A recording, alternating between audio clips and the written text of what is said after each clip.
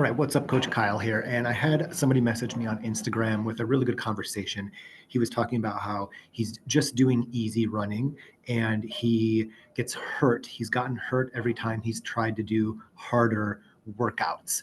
But he also said he was going to start doing some of those next Monday. I think he said he was going to do his first harder workout in a while. And I asked him, well, what's that workout going to be?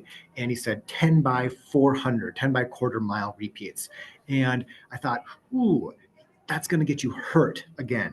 And so I wanted to address two things that runners often do, two mistakes that runners often do with their harder quality track repeat type workouts, two mistakes that are often made, and how to remedy, how to avoid those mistakes. And then I'm going to lay out like just an example here of if this individual came to me, and this is common where somebody's been running easy for a while and maybe they're wanting to take it up a notch. They're wanting to train for an event. They're wanting to get faster.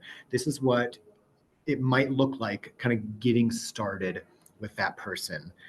And this almost like starting from scratch with a blank slate is the ideal situation. And so if you're watching this and you're in that state right now where you've been running easy, you want to start doing some safe, sustainable training, not just going out and running, but some actual workouts, maybe some strength work. I'll show you that as well. Check out the coaching information at the link in the description of this video. And if it makes sense, if it looks good, we can chat. And so with workouts, he said 10 by 400. And I said, ooh, I would probably start you off with like 5 by 1 minute, brisk, effortful, but not 10 out of 10 sprints. And, often with my clients, let me zoom in here a little bit more. We start with easy runs and strides. Strides are 30-second accelerations done once per mile, once every 5 or 10 minutes, whatever, on a slight uphill or downhill. It's a 30-second brisk acceleration like chasing a ball that's going out into the road, not like chasing a kid that's going out into the road. And it's encouraged to walk for 30 or 60 seconds after each of these strides to catch your breath, to let your heart rate go back down. If you do an hour, you're only running briskly or hard for a few minutes. So it's still an easy run, but you're sprinkling in some speed play. If you do them on downhills, they're nice to work on your leg turnover speed, your quad strength. If you do them on uphills, it's nice. It works on like that lower leg, foot, and ankle strength. And I like to mix it up a little bit. So when I'm out there during every mile, not during the first mile, but during every mile, if I come across like a little nice uphill or a downhill, then I'll do the stride for 30, maybe 60 seconds. And you can see an example of that right here. I just plugged in, this is just an example, 3, because that runner said he was running 3 times a week. So 3 45 to 60-minute runs, easy with some strides. And then I like to often start people with, when they start hard running, with hills, because hills, when you run up a hill, moderately or hard, it's pretty easy on the legs because you're running up the hill. The loading is low. And so, 4 by 1 minutes here, where I have after an easy 10 or 20 minute warm up, go into 4 by 1 minute, moderate to hard uphill with a walk jog back down recovery. And I have 10 squats at the top of every hill rep as well. And so if you're on a treadmill, you can just dial down the speed and walk for a minute or so. And, I have that in there twice during the next week. So we're sprinkling in some strides, and we might do something like this week for a couple weeks. And then we're sprinkling in some strides, sprinkling in some hill repeats. I have another example of a fun hill workout here where it's a warm up and then it's 15, 30, 45, 60 seconds, and 40, 30, 15 seconds. So it's a pyramid where the duration of the sprints are getting longer with a uphill and then a walk jog back downhill, or roughly a minute easy between each surge, each hill repeat. And the runner also mentioned that he wants to do, or he is doing, maybe I don't think he is doing, he wants to do strength work.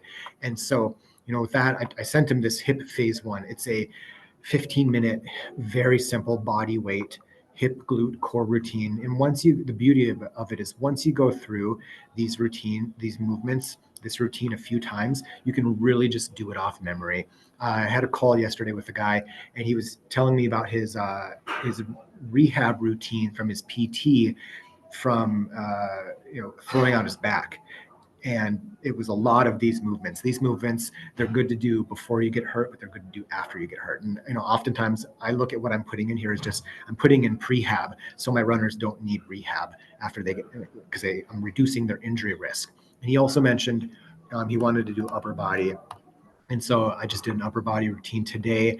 I told him you don't need to go to the gym. You just need a pair of dumbbells. Most of what I do is with a 15-pound set of dumbbells. But, I've got maybe you can put a upper body workout, 10-minute upper body workout with bands in there.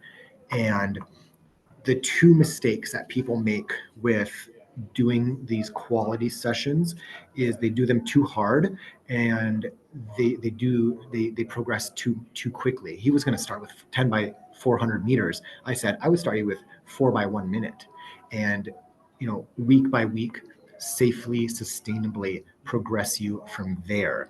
And doing them too hard, people think that if it's a speed workout, if it's a track workout, like you need to be going at a 9 or 10 out of 10 effort.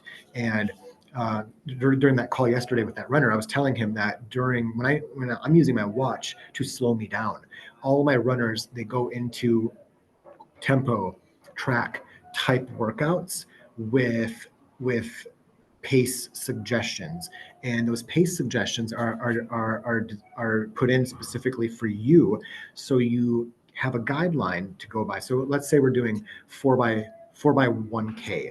It's a workout I did last weekend for myself, and I know exactly what pace to run those 1K repeats in. And for that first one, maybe the first two, I'm trying to not run too hard, too fast. It's a fairly steady, even pacing throughout the entire workout, but a slightly increasing level of perceived exertion. And you should end the workout feeling like, yeah, I could have done 1 or 2 more repeats or 1 or 2 more kilometers at that speed, and it would have still been doable. And I often ask my runners that, like, could you have done 1 more mile without having to go, 10 out of 10? And if the answer is no, they ran it too hard. And I teach my runners to adjust based on how you're feeling, the weather, the terrain. And so, learning that workouts don't need to be super hard to be super beneficial and make you feel good as well. And it's always better to play it safe. Start light and slowly progress going forward from there. With these, we could add in a little bit of a warm-up routine. I have the easiest